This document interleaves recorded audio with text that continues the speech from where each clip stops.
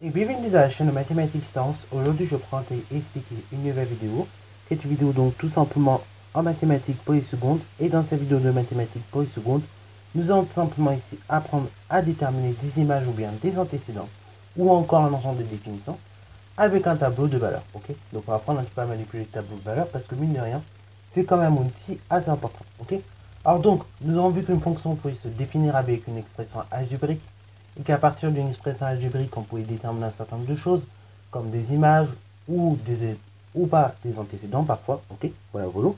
Et bien évidemment, on pouvait déterminer par analyse de l'expression ou même parce que l'énoncé était donné, l'ensemble des définitions de la fonction. Ok, là on va voir que une fonction, c'est pas juste définie que par une expression algébrique. Ok, la fonction également peut être définie ici, on va voir, par un tableau de valeurs. Alors donc je vous laisse mettre la vidéo en pause pour prendre en compte l'exercice et ensuite on va tout simplement corriger. Sur ce donc, correction. Alors donc, comme je vous l'ai dit, une fonction, on peut la définir avec tout simplement une expression algébrique, ok, mais dans certains cas, on peut aussi la définir avec un tableau de valeurs, ok. C'est la seconde manière de définir une fonction. Et donc, quand on aura un tableau de valeurs comme ça, et tout simplement, les images et les antécédents ne seront rien plus que tout ce qui est marqué dans le tableau, ok. Donc les images, ce sont tous les noms qui sont marqués dans le tableau, et les antécédents, c'est tous les noms qui sont marqués dans le tableau, ok. Voilà, voilà. Tous les noms qui sont marqués dans le tableau, et on considère qu'après, ça fait la fonction, ok. Voilà, voilà. Et donc, justement, à l'aide de ce tableau de valeurs, on nous demande de déterminer, si possible, bien évidemment, parce qu'il y a certains cas où c'est peut-être pas possible, de déterminer l'ensemble de définitions. Ensuite, de déterminer l'image de moins 4 par la fonction. Donc ici, il s'agit de la fonction f, pour être plus précis. Et ensuite, question 3, de déterminer le ou les éventuels antécédents de moins 4, puis de moins 2. Et quatrième question, de déterminer un nombre qui a deux antécédents. Ok. Alors, pour cela, on va commencer par l'ensemble de définitions. Donc l'ensemble de définitions, pour le lire, c'est tout simplement les nombres de départ. Autrement dit, donc c'est les antécédents si vous préférez. Et donc ça va se lire sur la ligne des x.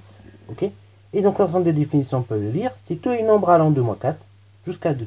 Ainsi donc on peut noter que df, comme l'ensemble de définitions de la fonction f, c'est l'intervalle fermé, moins 4, 2. Ok, voilà, voilà.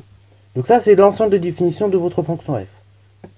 Maintenant, deuxièmement, on demande de lire l'image de moins 4 par la fonction f. Donc là, vous allez voir, vraiment, ça se lit comme un tableau de proportionnalité. Ça se lit de façon très simple. Donc, lire l'image de moins 4 par la fonction f, et ça veut dire quoi? C'est-à-dire qu'on a pris moins 4 comme nombre de départ, donc comme antécédent. On voudrait savoir quelle est l'image que l'on obtient, ok, quand on prend moins 4 par la fonction f. Donc là, on prend moins 4, c'est le nombre x de départ. Et on voit tout de suite, juste en bas, l'image que l'on obtient. Donc là, l'image que l'on obtient, c'est 7.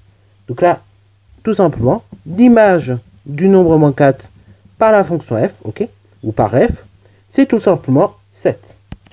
Question numéro 3. Donc on nous demande de déterminer le ou les éventuels antécédents de moins 4 puis de moins 2. Alors donc, maintenant pour déterminer un antécédent, en fait quand on dit déterminer un antécédent, c'est tout simplement rechercher le nombre de départ. Ok, on a le nombre d'arrivées, donc l'image que nous avons obtenue, et donc on recherche le nombre de départ. Ok, donc là, sur la ligne, pour ce faire, on va d'abord se placer sur la ligne f de x. On va voir si on repère moins 4 quelque part. Donc là on voit qu'on ne repère pas, bien évidemment. Donc déjà, on peut dire que moins 4 n'a pas d'antécédent. En revanche, maintenant, on va s'occuper du moins 2. Donc le moins 2, si on regarde, pareil sur la ligne f de x, on voit que le moins 2, lui, il est déjà présent. Donc déjà, c'est une bonne chose. Donc on va le repérer comme ça. Et donc on va voir le nombre de départ qu'on obtient lorsque, à la fin, on a obtenu comme image moins 2. Et donc là, le nombre de départ, l'antécédent de moins 2 par la fonction f, c'est moins 1. Ok. Voilà, voilà. Donc là, nous avons déterminé l'antécédent tout simplement de moins 2, donc là on en a qu'un, donc on dit l'antécédent, ok, comme on est sûr d'après le tableau de valeur qu'il n'y en a qu'un.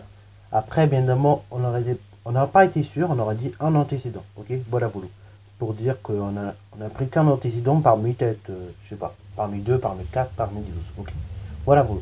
Mais là, comme c'est le seul antécédent que l'on voit, donc on dit l'antécédent, parce qu'on est sûr. Alors, donc, dernièrement, on demande de déterminer un nombre ayant deux antécédents, ok, donc il faut trouver le nombre de faut trouver un nombre qui a deux antécédents, ok, voilà, voilà.